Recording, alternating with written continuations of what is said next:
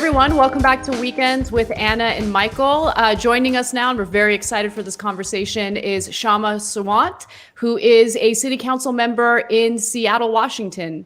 Thank you so much for joining us. Thank you for having me. So let me start off with a question that I see a lot of people in mainstream media asking in a very fear-mongery way. Seattle now has an autonomous zone. It's known as Chaz, Capitol Hill Autonomous Zone. And that means that the police have vacated the precinct in that area. And there is, a situation where activists have kind of taken over. And so I've seen it painted as a situation of lawlessness and anarchy and chaos. But when you watch videos of what the scene actually looks like, it seems to be very different from what it's being described as. So can you talk about that a little bit?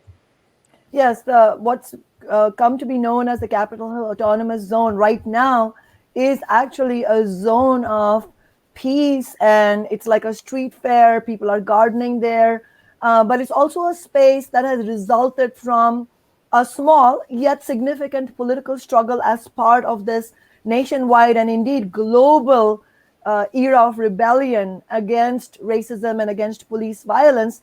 And what stands out here is the complete lies of the Trump administration, the right wing, Lou Dobbs on Fox News, all of them, as you said correctly, Anna, fear mongering about what's going on here. But I'll tell you right now, this is a space for activists, for families with children. And I see so many posts on social media of parents saying, I took my children here because I want them to learn about what is happening to Black and brown communities, that there is a scourge of police violence and racism that we need to address.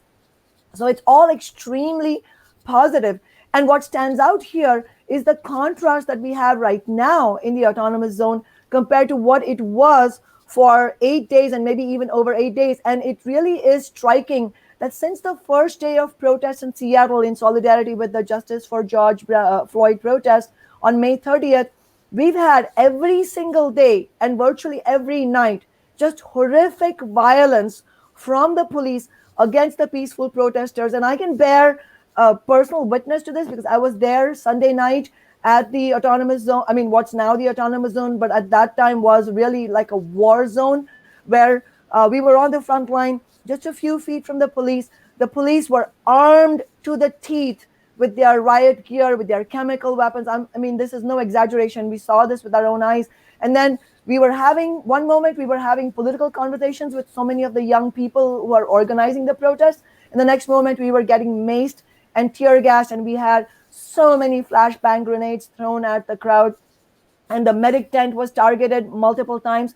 So all of this violence was happening until the peaceful movement was able to, really be determined every night and then win this victory where they drove out the police from the East Precinct. Just to make a few points that, others may not know if you're not in Seattle, is the East Precinct, where this autonomous zone sort of is surrounding that East Precinct, is not just any precinct.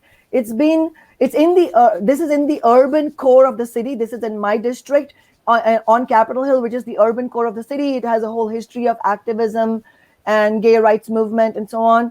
And this has been the flagship police station of the Seattle police. And so the significance of this battleground, or even though it's just one battleground, is pretty important because it's defeated the police and the political establishment. And the other thing that I should say on the ground is that this violence, we have to fight against Trump and the right wing, but this violence in the city against the protest movement was instigated at the orders of Democratic establishment Mayor Durkin.